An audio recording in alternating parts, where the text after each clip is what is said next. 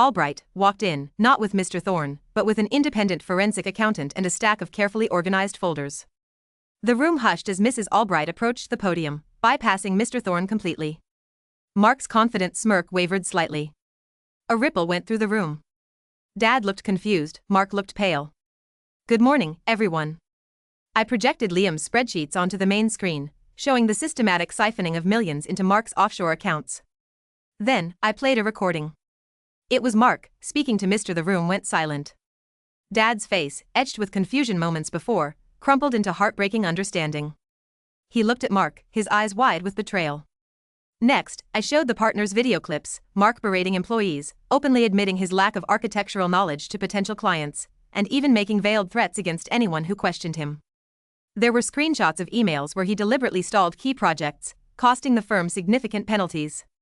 Thorne tried to object, but Mrs. Albright swiftly cut him off, stating, "Mr. Thorne, your firm's involvement in these illicit activities is under review."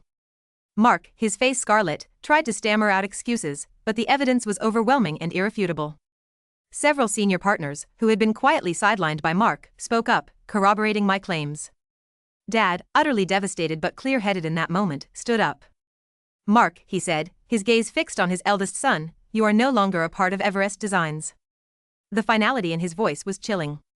Mark collapsed into a chair, his carefully constructed empire crumbling around him.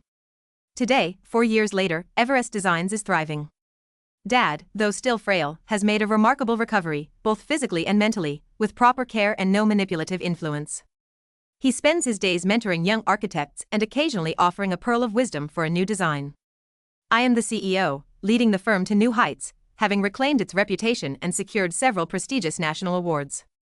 The last I heard, he tried to start another innovative tech company that predictably failed. Liam, the accountant who helped me, is now our highly valued head of finance.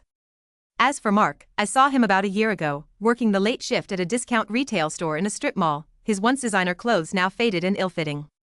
He avoided my gaze, but I knew he saw me. He tried to steal my future, but all he managed was to seal his own fate. The best part? Dad now asks me to make all the important decisions, always ending with, "I trust your judgment, Sarah."